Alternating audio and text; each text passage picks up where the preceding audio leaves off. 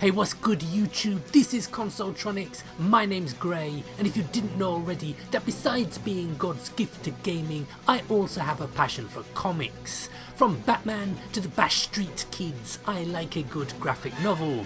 And while Marvel Studios, bankrolled by Mickey Mouse, have had great success turning popular superheroes into bankable box office, there are certain other characters it seems the House of Mouse haven't been able to shoehorn into their cinematic universe successfully.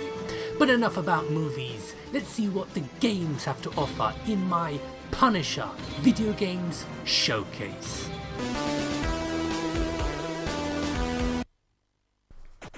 Now, for those of you who aren't familiar with the hardware, the Commodore Amiga was a truly impressive machine with a large and varied games library which included some of the greatest video games ever written. However, there was also a lot of dross you had to wade through in order to find them.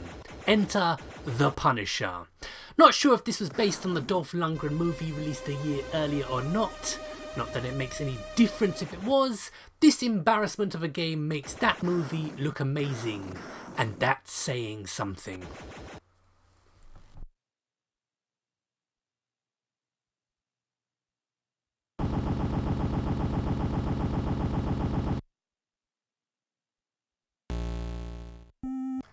Nintendo's strict family-friendly policy for their 8-bit NES system may have resulted in some unintentionally hilarious censorship, but it seems Marvel's Vietnam vet turned mob-killing vigilante made his console debut unmolested in a decent stab at a Dynamite Duke clone from 8-bit home computer Maestro's Beam software, of Way of the Exploding Fist fame.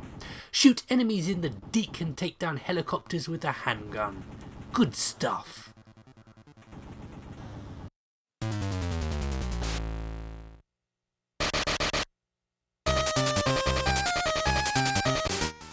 It's with a strange sense of deja vu I check out The Punisher, ultimate payback on the original Game Boy, as once more, like its Amiga and NES predecessors, we go crosshair flinging on the Nintendo small screen in a surprisingly playable, if a tad too easy, shooting gallery on the go, as you look to clean up the streets by killing anything that moves. Even Spider-Man pops up to rescue civilians from the baddies. Or you, I'm not sure which. Definitely worth checking out if you have a Game Boy and an itchy trigger finger.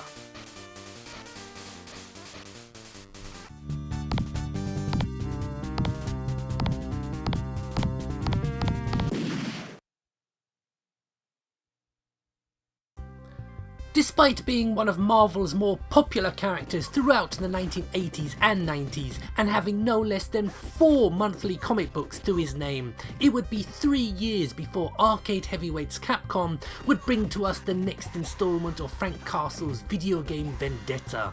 This is the Sega Mega Drive / Genesis home port, which is becoming rarer than hen's teeth to the hardcore set. But make no mistake, this is a stonking beat 'em up and easily one of the best for the Sega 16-bit. I know that voice. What was that? Lastly, for this video, I will be taking a look at the game based on the forgettable 2004 Punisher movie, which for a film tie-in actually impressed me back then. And I can say, without fear of contradiction, that this is one game you need to play today if, like many, you overlooked it first time around. It still holds up. Great game. So this has been my look at the games library of Marvel's anti-hero, The Punisher. You've been watching Consoletronix. Stay tuned for more videos up very soon. So thank you for watching, and goodbye.